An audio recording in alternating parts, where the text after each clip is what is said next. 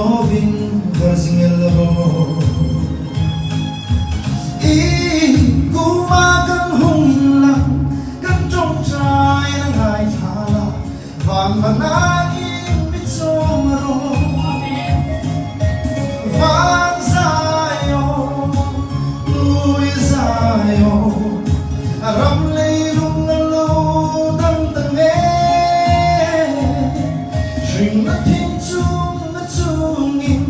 Dam na tugan bung suka Vang sayo na kang lengsa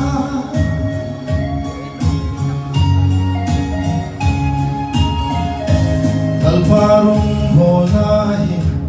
Shrim lui chuti sang mga Shring na tharin rong suborida Chris na hinung susui Sam no vinkal choika Nei na chang nei ti Van sayo Nui sayo Aram lay rung alo dang tange Shring na ting chung na chungin Dam na tugang pung suka Van sayo na kang lengsa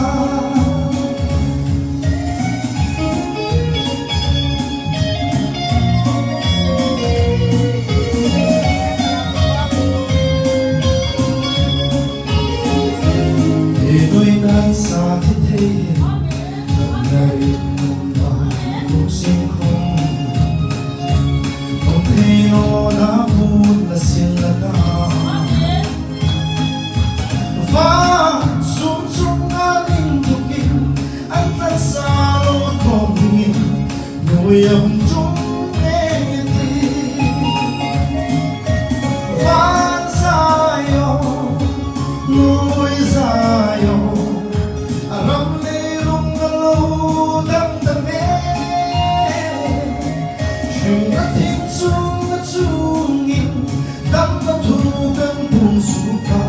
Van sayo na kang lengsa Van sayo Nuy sayo Aram lay rung alo dang tange Shring na ting chung na chungin Dam na tugang pung suka